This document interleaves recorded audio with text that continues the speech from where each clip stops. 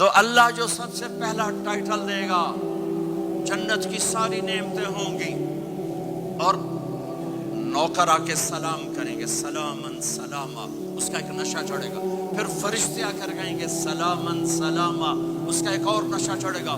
پھر ایک دم میرے رب کا عرش کھلے گا اور اللہ سامنے آ کر کہے گا سلام قولا من رب الرحیم، میرے بندے بندیوں تمہارا رب تمہیں سلام پیش کرتا ہے اور مرحبا بالصادقین، اور سچے بندوں کو ویلکم کرتا ہے۔ میرے بھائی بہنوں، سچ، میرے نبی کے اعلی اخلاق، سچ، سچائی، سچائی، سچائی۔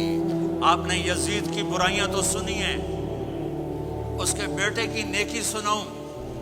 معاویہ بن یزید 22 سال کی عمر میں حکومت پہ بیٹھا، سارے دشمن زیر ہو چکے ہیں، صرف 40 دن حکومت کی، 3 بر اعظم کی حکومت، اور سارے خاندان کو اکٹھا کر کے کہا سنو، جس تخت کو ظلم پہ بچھایا گیا ہو اور جس تخت کے نیچے آل رسول کا خون ہو، جس تخت کے نیچے حسین کا خون ہو، میں اس پہ لعنت بھیجتا ہوں۔ یہ ہے تمہاری حکومت، جس کو مرضی دے دو۔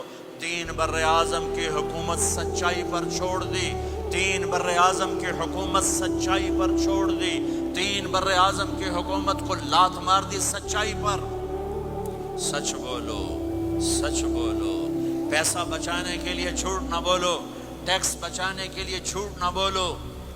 مسلمان کی ایسی پہچان بناؤ کہ جب تم کہو میں مسلم ہوں تو اگلا کہے ہاں مسلمان جھوٹ نہیں بول سکتا، مسلمان تو سچ ہی بولتا ہے۔ اپنے ایمان کو، اخلاق کو یہاں تک لے جاؤ کہ آپ اور سچ ایک ہو جاؤ، آپ اور سچائی ایک ہو جاؤ، آپ اور سچائی ایک ہو جاؤ۔ لیکن رونا دھونا یہ ہے کہ سارا جھوٹ امت میں آ کے پھنسا ہوا ہے۔ فرانس میں تھا ایک بڑا تاجر ہمارے گجرات کی، کہا جی فلانے بندے میرے 5 لاکھ یورو مار لیں۔ میں نے کہا یہ جو فرینچ ہیں گورے، یہ بھی ایک دوسرے کے پیسے مارتے ہیں؟ کہنے لگا جی نہیں۔ میں نے کہا کیوں؟ کہ وہ سارا لکھت پڑھت ہوتی ہے، کمپیوٹر ہوتا ہے، مار نہیں سکتے۔ میں نے کہا پھر تم کیوں نہیں لکھت پڑھت کرتے؟ کہا جی پھر ٹیکس دینا پڑتا ہے۔ میں کہا 5 لاکھ دا ٹیکس لگا گیا ہے، اس سے اچھا نہیں تھا تو 2 لاکھ ٹیکس دے لیتا اور تیرا ضمیر بھی زندہ ہوتا اور تو سکھ کی نیند سوتا۔ میرے بھائیوں میں آپ سب سے کہتا ہوں، اپنی اولادوں کے لیے سچائی چھوڑ کے جاؤ، سچائی چھوڑ کے جاؤ، سچائی چھوڑ کے جاؤ۔ سچ ہماری پہچان ہے، سچ ہماری پہچان ہے، سچ ہماری پہچان ہے۔